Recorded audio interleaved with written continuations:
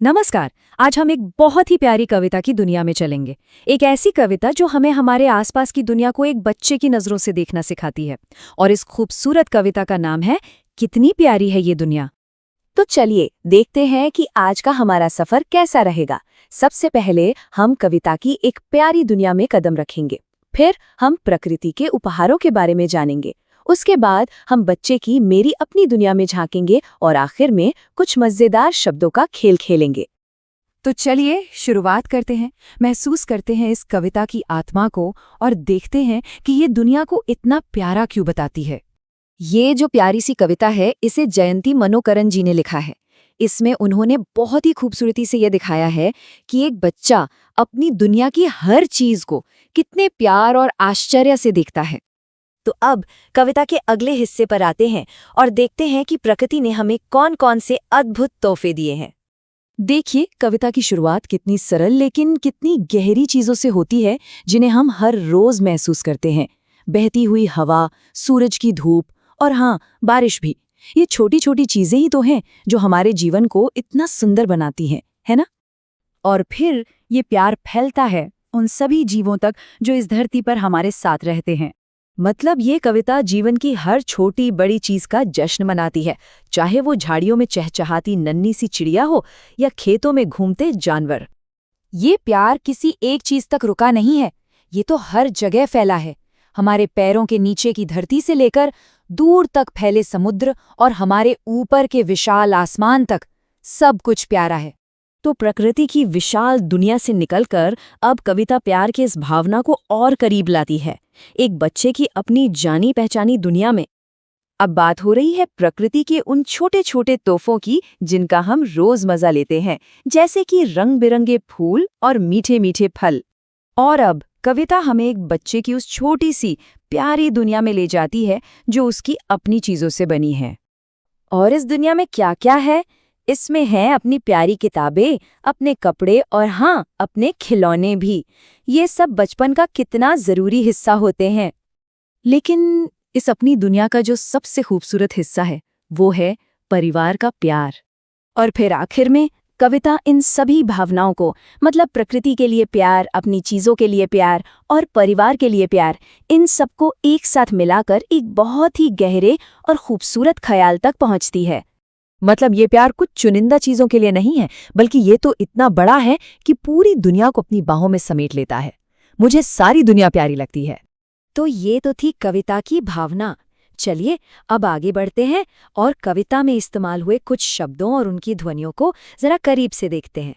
चलिए अब कविता में आए कुछ प्यारे प्यारे शब्दों से दोस्ती करते हैं, जैसे हवा, बारिश, फल, फूल, खिलौने और धरती। अच्छा, एक छोटा सा काम करते हैं। क्या इस कविता में सबसे जरूरी शब्द प्यारी को ढूंढ सकते हैं? प्यारी का मतलब होता है लवली या डियर। और देखिए ये कितना दिलचस्प है। हम कविता के शब्दों को इस्तेमाल करके हिंदी वर्णमाला की कुछ खास आवाजों का अभ्यास कर सकते हैं, जैसे ख से खिलौना, फ से फल। चलिए अब एक छोटे से सवाल के साथ ये देखते हैं कि हमने क्या सीखा। तो सवाल है, कविता में कथावाचक को क्या प्यारा लगता है? सिर्फ सूरज, सिर्फ उनका परिवार या फिर सारी दुनिया? जी हाँ, बिल्कुल सही। सही जवाब है सी, सारी दुनिया। जैसा कि हमने देखा, ये कविता हर चीज और हर किसी के लिए प्यार का एक खूबसूरत जश्न है। तो असल में ये कविता हमें याद दिलाती है कि हमारे चारों ओर की दुनिया कितनी खूबसूरत है, बस हमें उसे प्यार से देखने की जरूरत है। और ये हमें एक बहुत ही प्यारे सवाल के साथ छोड़ जाती है कि किसी को अपनी दुनिया में क्या क्या प्यारा लगता है। इस पर जरूर सोचिएगा। तो चलिए आज की पड़ताल शुरू करते हैं। हमारे पास जो सामग्री है वो पहली नजर में कह सकते हैं कि बहुत ही साधारण लगेगी। बिल्कुल, पहली कक्षा की हिंदी की किताब का एक अध्याय। हाँ, शीर्षक है कितनी प्यारी है ये दुनिया। अब सवाल ये उठता है कि पहली क्लास की एक छोटी सी कविता और कुछ तस्वीरों में ऐसा क्या है? हाँ, ऐसा क्या खास हो सकता है जिस पर हम इतनी गहराई से बात करें। और देखिए यही आज की हमारी खोज का विषय है।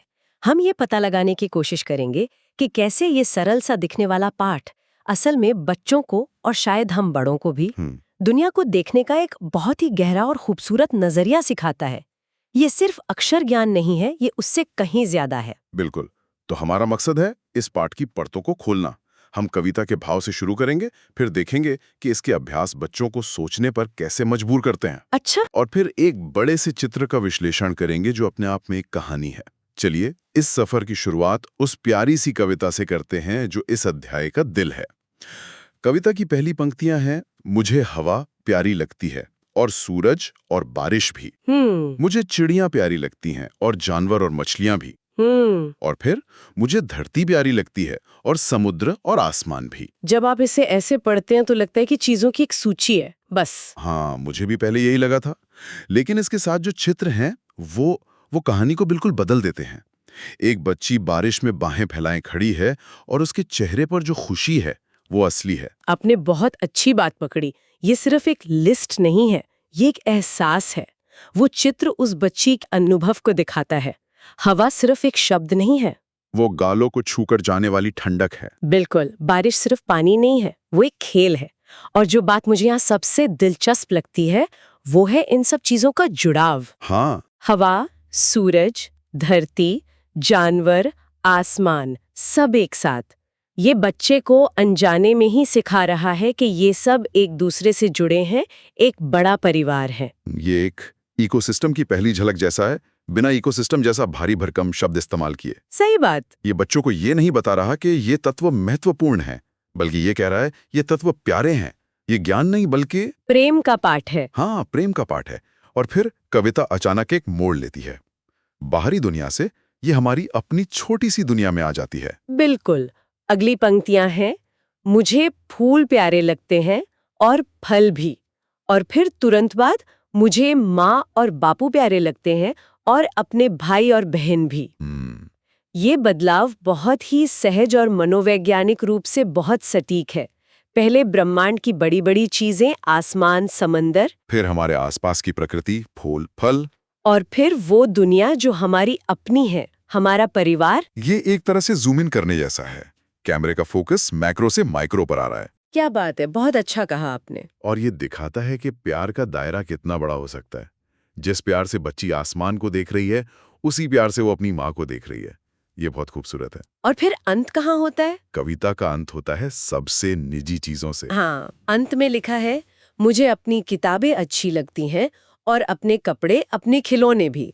और फिर वो एक पंक्ति जो सब कुछ समेट लेती है, मुझे सारी दुनिया प्यारी लगती है। ये इस कविता का शिखर है। ये हमें सिखाता है कि सराहना की भावना किसी एक चीज तक सीमित नहीं है। सूरज की महानता से लेकर अपने पसंदीदा खिलौने की छोटी सी खुशी तक, हर चीज में प्यार है। हर चीज में प्यार और सुंदरता खोजने लायक है। सच कहूं तो हम बड़े लोग शायद ये भूल जाते हैं। हम बड़ी बड़ी खुशियों का इंतजार करते हैं और रोजमर्रा की छोटी छोटी प्यारी चीजों को नजरअंदाज कर देते हैं। बिल्कुल।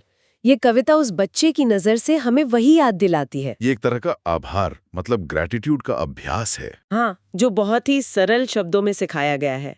चलिए अब देखते हैं कि ये किताब इस भावना को सिर्फ कविता तक सीमित ना रखकर बच्चों की सोच का हिस्सा कैसे बनाती है। बिल्कुल। कविता तो मन को छू लेती है, पर असली जादू तो तब शुरू होता है जब किताब बच्चों को इस बारे में सोचने पर मजबूर करती है।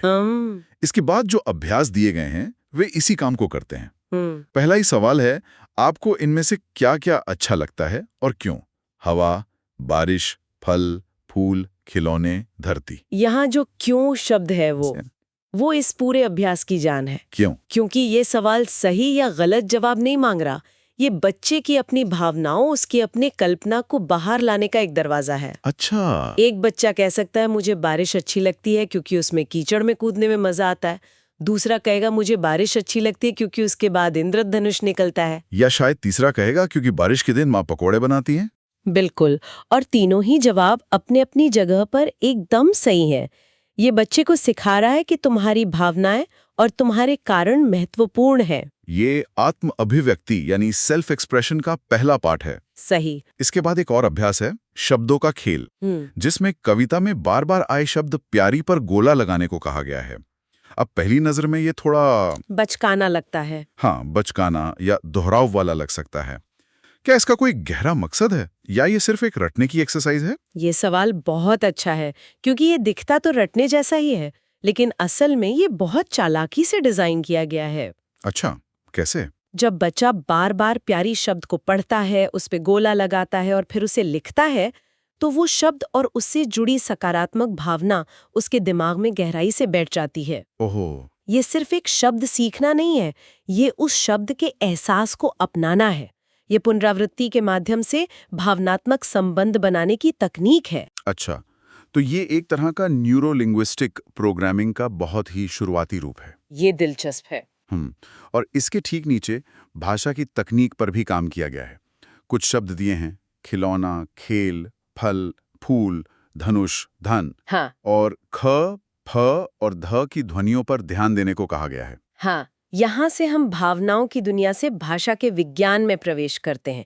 बच्चों को ये सिखाया जा रहा है कि अक्षर सिर्फ आकृतियां नहीं है, उनकी एक आवाज होती है। जैसे खिलौना और खेल में ख की आवाज। बिल्कुल, फल और फूल की पहली आवाज एक जैसी है। इसे फोनेटिक अवेयरनेस कहते हैं और ये पढ़ना सीखने की बुनियाद है। तो बच्चा अक्षरों को रट नहीं रहा है। नहीं, वो उनकी आवाज से उन्हें पहचानना सीख रहा है, जो पढ़ने की प्रक्रिया को बहुत सहज बना देता है।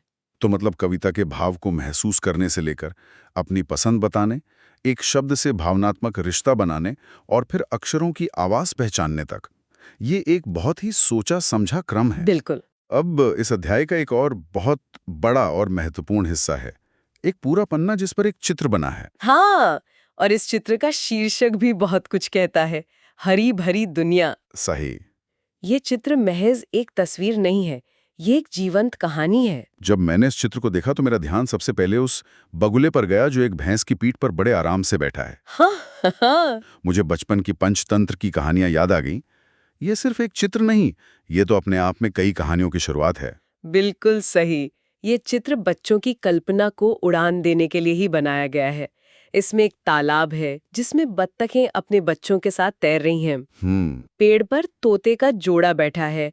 जमीन पर एक खरगोश है जो चूजों को बड़े ध्यान से देख रहा है, जो अपनी माँ यानी मुर्गी के पंखों के नीचे छिपे हुए हैं। अरे वाह! एक मोर अपने पंख फैलाए खड़ा है और जैसा आपने कहा, भैंस की पीठ पर बगला बैठा है। शिक्षक संकेत में भी कुछ मजेदार बातें बताई गई हैं, जैसे कि एक और खरगोश है जो अपने बिल के पास से सिर्फ झांक रहा है। हाँ, ये छोटी छोटी बातें ढूंढने में बच्चों को कितना मजा आता होगा।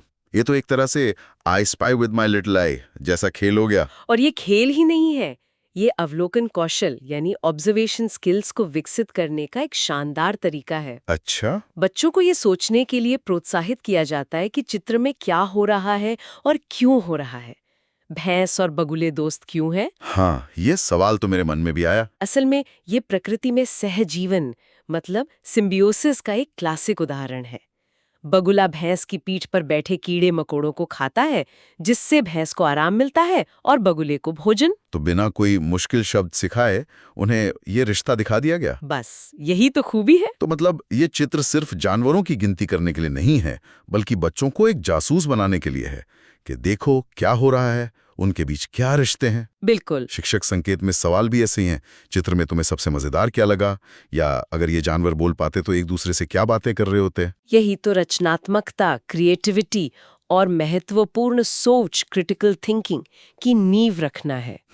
जो बच्चा सोचेगा कि खरगोश चूजों को क्यों देख रहा है, तो वो एक कहानी गढ़ेगा। शायद वो उनके साथ खेलना चाहता है, या शायद वो हैरान है कि वो इतने छोटे कैसे हैं। हाँ, हर बच्चे की अपनी कहानी होगी। ये चित्र एक कैनवस है जिस पर हर बच्चा अपनी कल्पना के रंग भर सकता है। इस एक चित्र पर तो घंटों बात की जा सकती है। ये वाकई में एक हरी भरी दुनिया है, न सिर्फ हरियाली में बल्कि कहानियों और संभावनाओं में भी। बिल्कुल। और इस गहन अवलोकन के बाद अध्याय हमें वापस भाषा की नींव की ओर ले जाता है। हाँ, अध्याय के अंत में फिर से शब्दों का खेल है, लेकिन इस बार ये थोड़ा अलग है। इसमें 4 चित्र दिए गए हैं। गाय, जंगल, जिसके लिए वन शब्द भी लिखा है। हाँ, बारिश, जिसके लिए वर्षा शब्द है, और धनुष। और बच्चों को इन चित्रों को देखकर उनके नाम लिखने और पढ़ने का अभ्यास करना है। यहाँ 2 बातें ध्यान देने वाली हैं। पहली, शब्दों का चुनाव। गाय, जंगल, बारिश, ये सभी शब्द उसी प्यारी दुनिया की थीम से जुड़े हैं। अच्छा हाँ, ये तो मैंने सोचा ही नहीं। ये एक निरंतरता बनाए रखता है। हाँ, थीमैटिक कंसिस्टेंसी सीखने में बहुत मदद करती है। और दूसरी और ज्यादा तकनीकी बात यह है कि इन शब्दों के जरिए र, व और श जैसे अक्षरों से परिचय कराया जा रहा है, जो थोड़े मुश्किल हो सकते हैं। हाँ, जिनकी बनावट और ध्वनि थोड़ी जटिल हो सकती है। और चित्र के साथ शब्द को जोड़ना सीखने का सबसे प्राकृतिक तरीका है। हाँ, बच्चे ने गाय का चित्र देखा, फिर गाय शब्द पढ़ा, उसके दिमाग में दोनों चीजें एक साथ जुड़ गईं। रटने से लाख गुना बेहतर है ये। और बारिश और वर्षा जैसे दो शब्द एक ही चीज के लिए देना, ये भी तो उनकी शब्दावली को बढ़ा रहा है। बिल्कुल। तो अगर हम पूरे अध्याय को एक साथ देखें तो ये एक अद्भुत यात्रा है। यह एक सुंदर भावनात्मक कविता से शुरू होती है, फिर यह हमें अपनी भावनाओं को समझने और व्यक्त करने के लिए प्रोत्साहित करती है। फिर दुनिया को ध्यान से देखने के लिए कहती है। हाँ, और उसमें छिपी कहानियों को खोजने के लिए प्रेरित करती है। और इस पूरी प्रक्रिया के दौरान ये हमें भाषा के अक्षर, ध्वनि और शब्दों से भी परिचित कराती है। तो हमने अपनी पड़ताल शुरू की थी इस सवाल से कि पहली कक्षा की एक कविता में इतनी गहराई कैसे हो सकती है, और अब मुझे लगता है जवाब मिल गया है। क्या मिला जवाब? यही कि ये सिर्फ एक हिंदी का पाठ नहीं है, इसमें पर्यावरण विज्ञान है, भावनात्मक बुद्धिमत्ता है, इमोशनल इंटेलिजेंस, हाँ, पारिवारिक मूल्य हैं और भाषा विज्ञान भी है। सब कुछ एक साथ बुना हुआ है। बिल्कुल। और शिक्षा की दुनिया में इसे ही समग्र शिक्षण या होलिस्टिक लर्निंग कहते हैं, जहां विषयों की सीमाएं टूट जाती हैं और सीखना एक खंडित प्रक्रिया न होकर एक संपूर्ण अनुभव बन जाता है। यह पाठ इसका एक बेहतरीन उदाहरण है। बिल्कुल। ये बच्चों को सिर्फ शब्द नहीं बल्कि दुनिया को प्यार करने की वजह देता है। तो इस पूरी गहरी पड़ताल का सार क्या है? यही कि कभी-कभी सबसे गहरे सबक सबसे सरल जगहों पर छिपे होते हैं। पहली कक्षा का यह अध्याय हमें याद दिलाता है कि दुनिया सच में बहुत प्यारी है, बस उसे देखने के लिए सही नजरिया चाहिए। और ये सराहना की भावना हमारे आसपास की हर चीज में पाई जा सकती है, चाहे वो बारिश की बूंदें हो, हमारे पुराने खिलौने हो या परिवार का साथ। छोटी छोटी चीजों में खुशी खोजना, हाँ, ये उसका एक शक्तिशाली सबक है। और अब एक विचार जिस पर आगे सोचा जा सकता है। बताइए। कविता में बच्ची कहती है, मुझे सारी दुनिया प्यारी लगती है। ये एक बहुत ही संपूर्ण और बिना शर्त वाला प्यार है। जैसे जैसे हम बड़े होते हैं, क्या हमारा ये प्यार शर्तों पर आधारित हो जाता है? हम कहते हैं, मुझे दुनिया अच्छी लगेगी अगर मुझे प्रमोशन मिल जाए या अगर मौसम अच्छा हो। ये बहुत ही महत्वपूर्ण सवाल है। शायद इस पाठ का सबसे बड़ा सबक यही है कि हम उस बच्चे जैसी जिज्ञासा और बिना शर्त प्यार की भावना को कहीं ना कहीं जिंदा रखें। शायद हम सबको कभी-कभी रुककर अपने आसपास की दुनिया को उसी नजर से देखने की जरूरत है जैसे हम उसे पहली बार देख रहे हों, बिना किसी शर्त, बिना किसी जजमेंट के। हाँ, बस उस सुंदरता के लिए जो हमारे चारों ओर मौजूद है।